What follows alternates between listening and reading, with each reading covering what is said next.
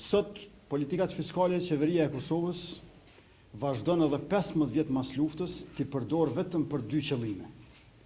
Për grumbullimin e të hyrave buxhetore dhe për alokimin e mjeteve të buxhetit për shërbimet publike.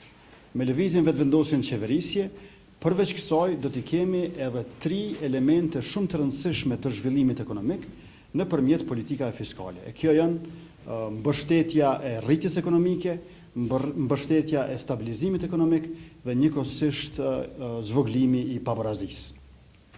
Vetëvendosja i bazon në politikat e saj fiskale, në parimin e drejtësisë edhe të barazisë, sa i përket tatimeve dhe shpërndarjes, dhe mendon që nëpërmjet kësaj ne mund të arrijmë tek stimulimi i prodhimit vendor, më pastaj i investimeve dhe përgjithsisht i krijimit të vendeve të reja të punës.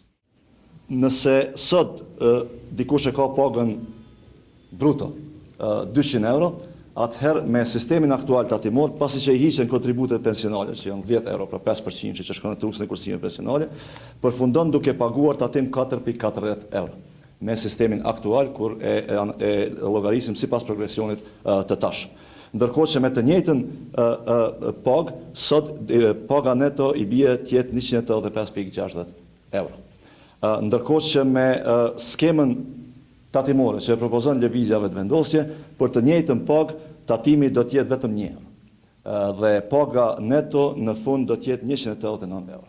Pra për pagën 200 euro, pagën bruto 200 euro, me propozimin e vetëvendosjes i bie të merr më shumë si pagë neto se sa që aktualisht merr i punësuari. Synimi i këtyre ndryshimeve në tatimin të ardhurave personale në asnjë moment nuk është rritja e vëllimit buxhetit, por është vetëm rishpërndarja e barrës buxhetore prej atyre që kanë një kapacitet më të vogël shpenzues, drejt atyre që kanë një potencial më të madh shpenzues. Mirë, po barra tërësishme buxhetore tek qytetarët mbetet e njëjtë.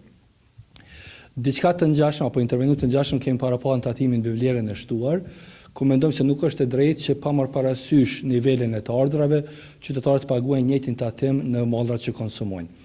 Si rrjedhoj, jemi përpjekur që për ato mallra që përbëjnë një pjesë më të madhe të shportës konsumit të familjeve me të ardhura më të vogla, ti eliminojmë apo ti përjashtojmë nga tatimi mbi vlerën e shtuar. Kështu për shembull mallrat bazike, siç janë mielli, buka, kripa, sheqeri, vaji, do të jenë edhe librat për nxënësa do të jenë përgjithsisht të përjashtuara nga tatimi mbi vlerën e shtuar.